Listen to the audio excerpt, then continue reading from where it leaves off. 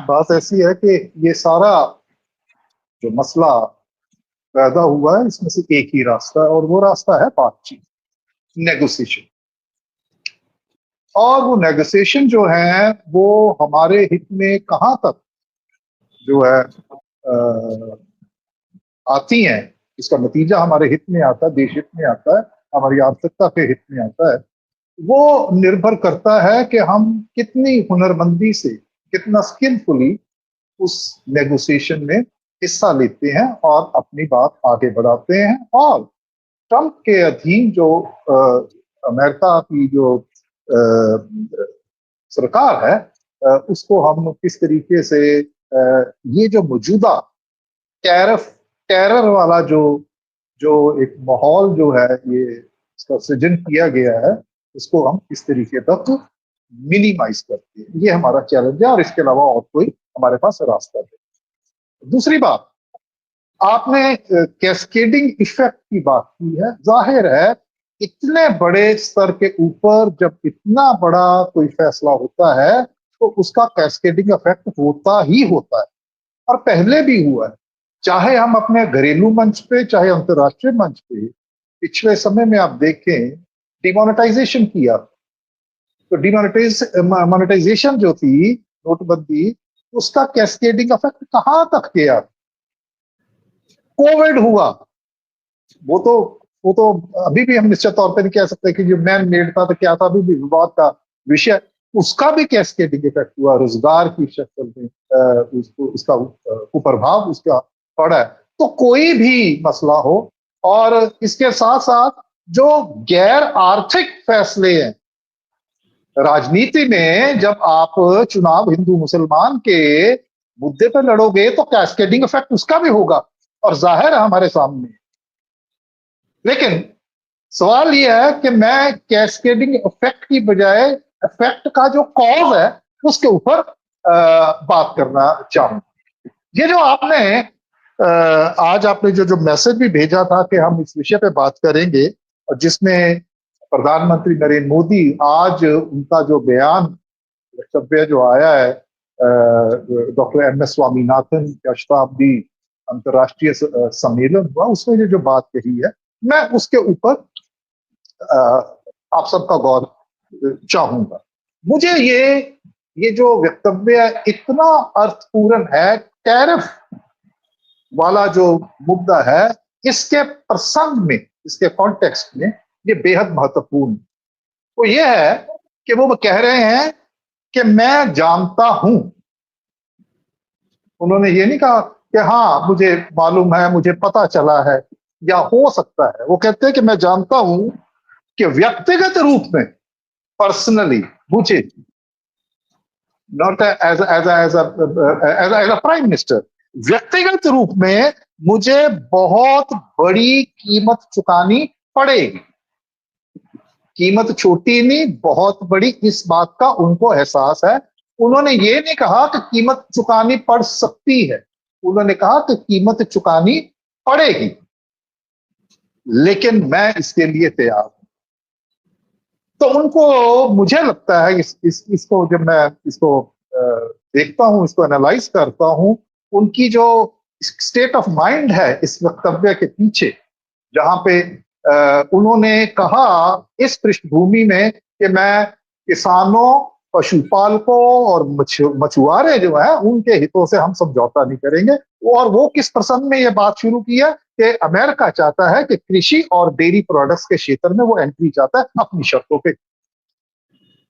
प्रधानमंत्री नरेंद्र मोदी के सामने पहले बहुत ऐसे मौके आए जहां पे वो ये साबित कर सकते थे कि मैं किसानों के हितों का जो मेरे मुझसे सर्वप्रिय है, वो था 2020 वाला किसान जो प्रोटेस्ट हुआ, अनप्रेसिडेंटेड, ऐतिहासिक।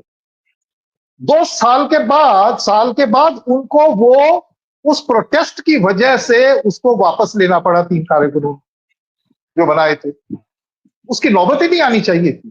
तो कितने उनको किसानों के हितों की चिंता है, ये उनके जिस तरीके से उन्होंने किसान आंदोलन को डील किया, उससे भली बात आपको पता चल जाए। लेकिन अब जो ये बात कह रहे हैं वो इसलिए कह रहे हैं कि उनको लगता है कि जिस तरीके से मैं फंस चुका हूं, दो है, एक तो है कि आर्थिकता के, वो है ट्रंप साहब के साथ डील कैसे करना, और दूसरी बात जो माननीय अपने त्रिपाठी साहब ने कही थी, उसको मैं उसको आगे बढ़ाता हूं। तो जितनी बड़ी चुनौती ट्रंप के साथ डील करने की है टैरिफ के मुद्दे पे, उसी समय ही उतनी बड़ी चुनौती है कि अमेरिका के अलावा दुनिया के दूसरे विकसित देश हैं, उनके साथ कैसे डील करना है, ये भी एक जटिल सवाल है और एक चुनौती है। और इसके साथ जो जुड़ी हुई बात है, जो इन दोनों जटिलताओं का एक इफेक्ट है, वो ये है कि इसके नतीजे के स्वरूप जो भारत के अंदर हमारी इंटरनल पॉलिटिकल सिचुएशन है, इंटरनल पॉलिटिक्स है, उसको कैसे डील करना, वो उसका प्रभाव। अब देखिए जिस तरीके से राहुल गांधी आक्रामक हुए हैं इनके ऊपर, इस मुद्दे को लेकर जैसे ये डील कर रहे हैं, तो ये बहुत बड़ी एक ऐसी बात है जिसके मुझे लगता है कि अब समय आ गया है कि मोदी साहब को मालूम पड़ गया कि भाई दिन जो है वो ज्यादा दूर नहीं है, और इसमें से बच के निकलने का एक ऑनरेबल एग्जिट वो ये है कि मैं एक जिंदा शहीद की तरह, कि भाई मैं तो किसानों के हितों की रक्षा करता हुआ अगर मेरी कुर्सी भी चली जाए, ठीक है, तो कोई बात नहीं, मैं उसके लिए उस कुर्बानी के लिए तैयार हूं। तो वो हीरो बन के निकलना चाहते हैं, मेरा ये मानना है। और मगर मोदी साहब बात हमारी सुने, वैसे तो सुनते नहीं किसी की, कि उनको खुद ही त्याग पत्र दे देना चाहिए, सबसे ऑनरेबल एग्जिट है, उनसे नहीं संभलेगा, बहुत बड़ी। और आने वाले समय में जिस तरीके का, जैसे आपने बताया कि 37% टोटल एक्सपोर्ट सिर्फ अमेरिका के साथ है, आप अंदाजा लगाइए कि जब ये हिलेगा, अभी हमारे हड़बड़ाहट जो है किस किस्म की है, जब प्रैक्टिकली उसका नतीजे, उसका कैस्केडिंग इफेक्ट सामने आएगा, लंबा खिंचता है, तो कहां पे जाएंगे। हम इस बात के लिए तैयार ही नहीं है। देखिए, हम जितना मर्जी अपने आप की पीठ थपथपा ले, हम विश्व गुरु हैं, हम कुछ, भाई विश्व गुरु दूसरों की नजरों में होने चाहिए। विश्व गुरु बनने के लिए सबसे जरूरी है हमारा मजबूत आर्थिक ढांचा, आर्थिक आधार, जो हमारे पास नहीं है। हमने तो सिर्फ अमेरिका के ट्रंप के जो है टैरिफ वाला जो उसने हमें धमकाया है, उससे विचलित हो गए हम, तो विश्व गुरु का तो वो बड़ी दूर की कौड़ी है।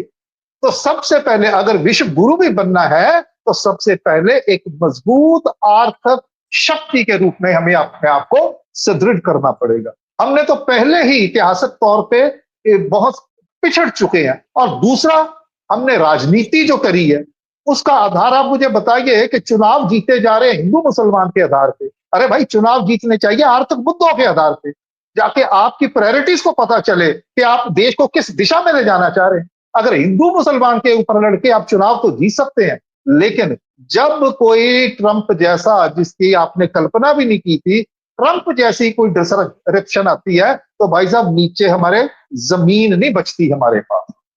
तो मुझे लगता है कि इसकी वजह से जो इफेक्ट की बात मैं कर रहा हूं, कि पार्टी के अंदर से भी जो दबाव है इनके ऊपर बढ़ेगा, और पूरी की पूरा विरोधी जो अपोजिशन है, अब आप देखिए कि पूरे का पूरा विरोध पक्ष जो है इंडिया ब्लॉक, वो राहुल गांधी के पीछे खड़ा हो गया।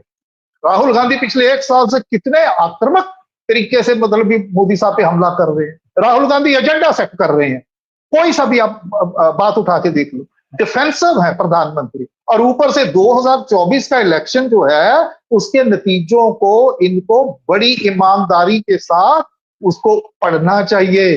अरे भाई, 50 सीटें राहुल गांधी बढ़ा गया अपनी पार्टी की, और आपकी 60 तक कम हो गई हैं, तो कहां पे खड़े हैं आप। तो इसलिए कोर्स करेक्शन की जरूरत है।